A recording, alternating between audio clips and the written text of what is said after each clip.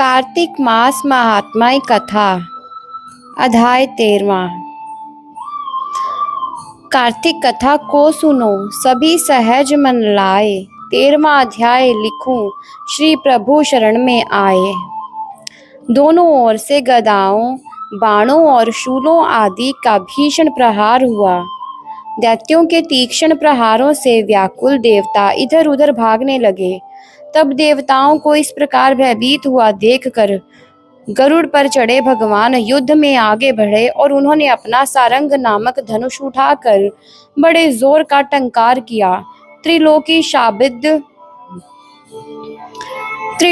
शाबित होकर एकमात्र पल मात्र में भगवान ने हजारों दैत्यों के सिरों को काट गिराया।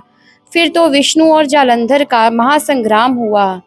बाणों से आकाश भर गया, लोग आश्चर्य करने लगे। भगवान विष्णु ने बाणों से वेग से उस दैत्य की ध्वजा, छत्र और धनुष बाण काट डाले। इससे व्यथित हो उसने अपनी गदा उठाकर गरुड़ के मस्तक पर दे मारी। साथ ही क्रोध से उस दैत्य ने विष्णु जी की छाती में भी एक तीक्ष्ण बाण मारा।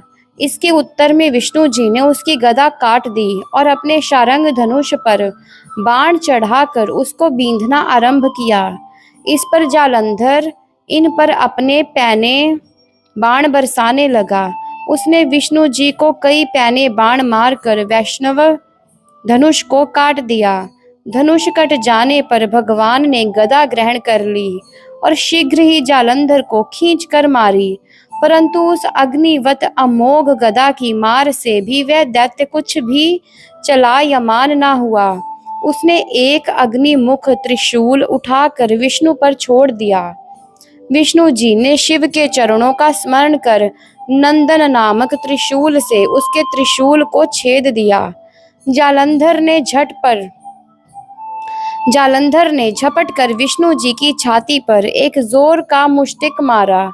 उसके उत्तर में भगवान विष्णु ने भी उसकी छाती पर अपनी एक मुष्टि का प्रहार किया।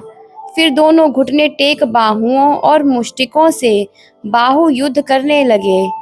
कितनी ही देर तक भगवान उसके साथ युद्ध करते रहे। तब सर्वश्रेष्ठ मायावी भगवान उस दैत्यराज से मेघवाणी में बोले, हे रणधुमर्द दैत्य श्रेष्ठ, तू धन्य है जो इस महायुद्ध में इन बड़े बड़े आयुधों से भी भयभीत नहीं हुआ। तेरे इस युद्ध से मैं प्रसन्न हूँ, तू जो चाहे वर मांग ले। मायावी विष्णु की ऐसी वाणी सुनकर जालंधर ने कहा, हे भावुक, यदि आप मुझ पर प्रसन्न हैं तो यह वर दीजिए कि आप मेरी बहन तथा अपने सारे कुटुंबियों सहित मेरे घर पर निवास करें। नारद जी बोले, उसके ऐसे वचन सुनकर विष्णु जी को खेद तो हुआ, किंतु उसी क्षण देवेश ने तथास्तु कहते हुए उन्हें तथास्तु कह दिया। अब विष्णु जी सब देवताओं के साथ जालंधरपुर में जाकर निवास करने लगे। जालंधर अपनी बहन लक्ष्मी, देवताओं और विष्णु जी को वहां पाकर बड़ा प्रसन्न हुआ। फिर तो देवताओं के पास जो भी रत्न आदि थे सबको ले जालंधर पृथ्वी पर आया। निशुंभ को पाताल में स्थापित कर दिया और देव, दानव, यक्ष, गंधर्व, सिद्ध, सर्प, राक्षस, मनुष्य आदि सबको अपना वंशवर्ती बना दिया।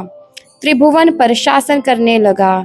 उसने धर्मानुसार सुपुत्रों के समान प्रजा का पालन किया। उसके धर्मराज में सभी सुखी थे। इसी के साथ ये अध्याय समाप्त होता है। चलते हैं अगले अध्याय की ओर। राधे राधे।